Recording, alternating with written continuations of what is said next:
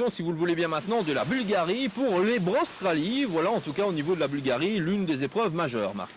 Oui, le Ebros Rally qui est aussi un classique du championnat d'Europe, 32e édition donc. On retrouve évidemment tous les pilotes talentueux de l'Est, des pilotes tchèques, des pilotes bulgares, et puis chaque année aussi une forte délégation de pilotes turcs qui ont du reste remporté cette épreuve à plusieurs reprises.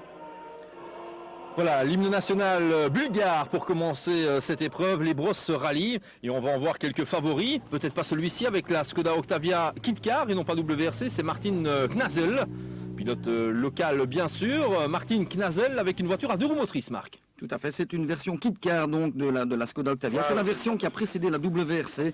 Et il faut signaler que Martin Knazel n'a pas connu vraiment un début de saison facile avec cette voiture parce qu'il a abandonné à plusieurs reprises. Pas vraiment la voiture la plus spectaculaire et la plus efficace en tout cas au niveau de la catégorie Formule 2 ici. On le voit dans cette voilà, surtout quand il pleut. On le voit dans cette super spécial show montée de toutes pièces pour le public bien sûr, disputée sur un parking et un morceau d'autoroute bulgare et de très mauvaise langue prétendent d'ailleurs que si on va sur des morceaux d'autoroute, c'est parce qu'elles sont en tellement mauvais état que ça donne l'impression d'être sur une étape sur de l'asphalte un peu défoncé. Voilà, mais ce sont des mauvaises langues qui prétendent ça. Bien sûr, on ne va certainement pas créditer. Oui, ceci dit, ça donne des spéciales tout à fait originales. Effectivement, peut-être pas très rallye, mais en tout cas original, c'est sûr. Et on a toujours ici Martin Knazel avec cette Skoda Octavia Kit-Car qui est en train de démontrer qu'il a peut-être du potentiel, le garçon, mais la monture n'est vraiment pas idéale. Ici, on retrouve Krumdonchev avec la Peugeot 306 Maxi. Une voiture a priori un peu plus efficace que la Skoda Octavia Kit-Car dans ce genre de conditions. Krumdonchev qui va d'emblée attaquer avec cette voiture. Néanmoins, 2 roues motrices, on vous l'a dit de nouveau, la pluie a fait son apparition sur les Ebros Rally durant les premières spéciales. Donc ces pilotes de la catégorie Formule 2 n'étaient pas nécessairement avantagés. Donchev qui avait impressionné lors du rallye de Bulgarie, la manche européenne à coefficient 20, puisqu'il avait terminé 3e au général, donc ce qui était assez remarquable derrière les pilotes qui participent au championnat d'Europe pour le titre donc. Effectivement, il y avait une belle bagarre avec Bruno Thierry et Miguel Campos à l'époque et Krumdonchev s'était déjà fait remarquer à cette occasion avec cette même Peugeot 306 Maxi. Et là, on va retrouver l'un des concurrents turcs à surveiller, Serkan Yaziki, avec une voiture très spectaculaire et très efficace dans ces conditions, forcément. Il s'agit d'une Ford Focus WRC. On se souviendra, on l'a vu dans 15 jours dans Rally Action, qu'il avait abandonné lors de la dernière manche de son pays, le Pirelli Rally. Il avait abandonné sur problème d'embrayage. Serkan Yaziki qui compte en tout cas parmi les favoris de cet Ebros Rally ici en Bulgarie.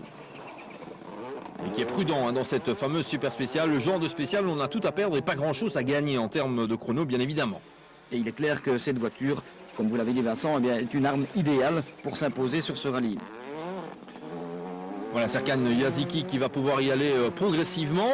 On va retrouver une autre WRC également, une Skoda Octavia, celle-là, à 4 roues motrices, celle de Yassen Popov.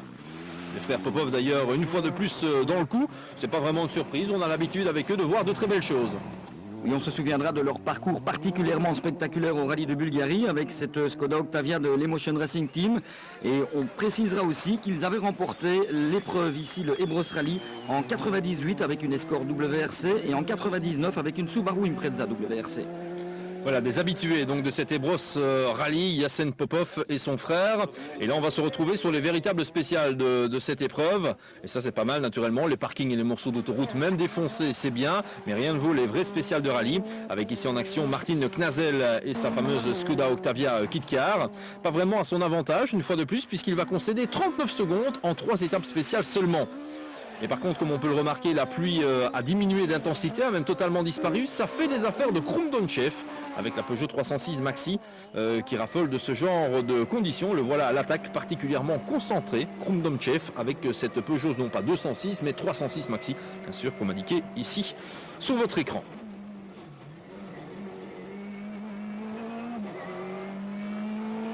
Et on ne se lasse pas, Marc, du moteur infernal 2 litres atmosphérique, bien sûr, de cette superbe voiture qui était la Peugeot 306 Maxi.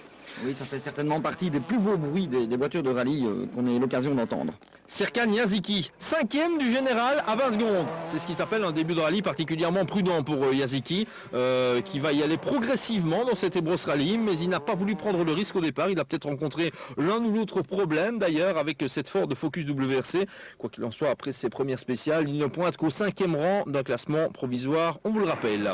Et on retrouve Yassen Popov avec la Skoda Octavia WRC, 2e du classement général, à 1/10 de seconde seulement du leader. Et on va voir que ce leader est une petite surprise puisqu'il s'agit de Radoslav Kozlekov avec une Mitsubishi Lancer Groupe N. Je vous rappelle que ce début de rallye était marqué notamment par des spéciales chauds notamment, ce qui permet peut-être à certains pilotes de faire la différence. Une Ford Escort Groupe A ici, celle de Tihomir Zlatkov, 7e du classement général actuellement. Et puis là, on va retrouver une autre escorte, WRC celle-ci, la première des WRC apparue sur le marché. Il y a Tsarski, on l'avait vu en action dans d'autres rallyes également, 4e du classement général pour l'instant, à 19 secondes. Et donc la super surprise, c'est de voir Kozlekov avec cette Mitsubishi Lancer au commandement pour 1/10 de seconde par rapport à Yassen Popov. Et 5e place seulement pour Serkan Yaziki. Et on retrouve les voitures au service pour l'instant avec ce début de course en mode mineur, on va dire, de Yaziki.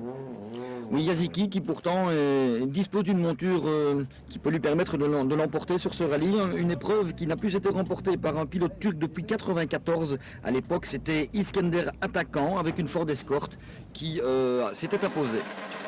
Et à signaler d'ailleurs qu'à l'époque, c'était Kanokan, le copilote cette année de Yaziki, qui secondait Atakan et qui s'était apposé donc. Et bien voilà, il lançait des choses à Marc Lacroix quand même, c'est assez impressionnant sur ce championnat bulgare en tout cas, et sur cette Ebros Rally. Alors Yaziki est reparti à l'attaque ici et ça va se passer nettement mieux pour lui puisque lors des spéciales qui vont mener à la 11e étape spéciale, 11e parcours chronométré, et bien il va remonter en 2e position du classement général à 11 petites secondes du leader. Donc on attendait une réaction rapide de Yaziki, et bien on l'a cette réaction. Serkan Yaziki attaque, accumule les temps scratch et remonte de la 5e à la 2e place au général. Et on le constate encore sur ces images, on a déjà vu quelques fois à l'œuvre cette saison dans le championnat turc notamment, Yaziki qui n'a pas toujours un pilotage très sûr, qui semble un petit peu haché, se tâter, chercher sa voie. Il l'a cherché mais il remonte néanmoins au classement général puisque le leader c'est celui-ci, Yassen Popov, avec la Skoda Octavia WRC, premier du général. Il a donc facilement pris l'avantage par rapport à la Mitsubishi qu'on avait furtivement vu au commandement tout à l'heure. Yassen Popov qui va maintenant tenter de défendre son bien par rapport à une voiture qui est quand même d'une génération un peu plus récente.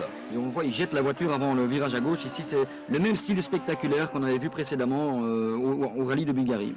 Krumdonchev avec la Peugeot 306 Maxi, difficile, on voit il y a encore certaines portions d'humidité sur ce parcours et Krumdonchev doit composer avec cela et regardez cette portion en pavé ici, pas vraiment une bonne affaire pour un pilote de deux roues motrices. Oui, on ne peut pas dire que ces routes soient lisses comme du billard, loin de là. Mais c'est un rallye spectaculaire quand même, la Skoda Octavia Kitcar de Martin Knazel que l'on retrouve 6e du classement général pour l'instant. Il a quand même déjà concédé 3 minutes et 46 secondes, ce qui n'est pas rien, on vous le rappelle, c'est une voiture à deux roues motrices. On retrouve maintenant l'escorte groupe A de Tihomir Zlatkov, 5e du classement général, à 2 minutes 58 secondes. Une voiture qu'il utilise depuis quelques saisons, une voiture à laquelle il reste fidèle. Il est vrai que pour un amateur, c'est une arme idéale qui ne doit pas coûter trop cher. Tihomir Zlatkov, donc 5e du classement général avec cette Ford Escort groupe A. Et on va s'intéresser maintenant à la catégorie Super 600 qui était plutôt bien représentée également avec notamment Yanakiev et cette Citroën Saxo Super 600, une Ford Puma également, celle de Burak Sukurova et d'autres Citroën Saxo présentes au départ de ce rallye. Et ça, il s'agit de la Ford Puma de Sukurova. Pas mal de voitures, donc une catégorie à succès dans ce pays, en Bulgarie, donc sur cette Ebros Rally, ce qui nous fait particulièrement plaisir d'ailleurs. Séance de mécanique, bien sûr, comme lors de toutes les assistances, avant d'attaquer les spéciales suivantes.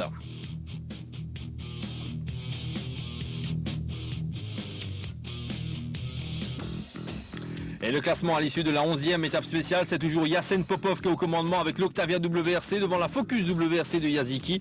3e place pour Donchev, 4e Izik et 5e place pour Zlatkov. Et on va retrouver le leader du rallye, Yassen Popov, avec la Skoda Octavia WRC. Yassen Popov, très spectaculaire, un peu trop spectaculaire d'ailleurs, une fois de plus, comme nous l'avait signalé Marc Lacroix tout à l'heure, à tel point qu'il va passer en deuxième position du classement général. La fin de la belle aventure en tête du classement pour lui. Et qui lui succède au sommet de cette hiérarchie? Eh bien, Serkan Yaziki, bien sûr, avec la Ford Focus WRC. Premier du classement général, il va faire fort et bien directement. Yaziki, il va prendre 50 secondes d'avance sur Yassen Popov. Oui, ceci dit, c'est un déroulement qui n'est pas tout à fait surprenant parce qu'il est clair qu'au niveau potentiel, la Ford est certainement nettement supérieure à la Skoda, qui est une voiture lourde, encombrante et qui n'a pas donc les qualités de la Ford Focus, qui est vraiment une des meilleures voitures actuelles de rallye. Voilà, et Serkan Yaziki, on peut quand même s'étonner de son début de rallye particulièrement prudent. Il a bien rectifié le tir par la suite, en évitant les erreurs. Krumdonchev avec la Peugeot 306 Maxi, troisième du classement général. Il pointe à 1 minute 29 secondes du leader Yaziki. Et le rougissement toujours de la 306 Maxi dans les forêts bulgares. Et là, on va retrouver Volkan Izik, qu'on n'a pas encore vu à l'action en image depuis le début de ce rallye. Pourtant, il est leader de la catégorie Super 1600 avec sa traditionnelle Fiat Punto Super 1600, qui plus est quatrième du classement général. Il pointe à 4 minutes 09. On se souviendra, on l'a vu aussi il y a 15 jours dans Rally Action, qu'il avait remporté le classement absolu de la dernière manche turque en date, le Pirelli Rally. Donc c'est lui qui s'était apposé. Martin Knazel avec sa Skoda Octavia Kit-Car, sixième du classement général, mais déjà relégué à 9 minutes 35 secondes. Et une voiture qu'on apprécie particulièrement également tant elle est spectaculaire dans la catégorie Super 1600, c'est la Fiat Palio de Nerat Afsi, encore un pilote turc bien sûr, cinquième du général, deuxième en Super 1600 derrière Volkan Izik avec la Punto. Et on rappellera que cette Fiat Palio est une production locale dans ces pays qui a été développée en tout cas en Turquie pour le Super 1600. Oui, en fait, la version commerciale est une version Fiat Brésil, mais effectivement, comme vous l'avez dit Vincent, la version Super 1600 de compétition a été développée à l'initiative d'un importateur turc de la marque.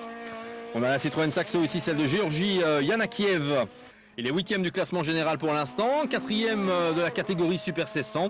Et il va terminer en fait ce rallye à cette position, 4e de catégorie à 1 minute 50 du vainqueur, Volkan Izik. Au niveau du classement général, plus de changements. C'est Serkan Yaziki qui va l'emporter devant Yassen Popov et Krumdonchev. Izik est 4e et Afsi 5e. Et on se retrouve pour la cérémonie protocolaire traditionnelle avec de nombreuses coupes distribuées dans le cadre de cet Ebros Rallye. Et la victoire donc attendue de Serkan Yaziki, même si elle a mis un certain temps à se dessiner. Le pilote s'étant fendu d'un début de course en mode mineur avant de remonter 1 à 1 tous ses concurrents et de passer Yassen Popov avec la Skoda Octavia WRC. Il est bien connu Vincent que rien ne sert de courir. Il faut partir à point. Voilà, et ceci lui a tout à fait été profitable puisque au cours de 12 dernières éditions, eh bien c'est la 4e victoire turque, la première victoire turque donc depuis 1994. Voilà, Serkan Yaziki qui l'emporte avec la Ford Focus et qui va avoir droit non seulement à agiter le drapeau turc mais également à déboucher la bouteille de champagne traditionnelle pour célébrer cette victoire.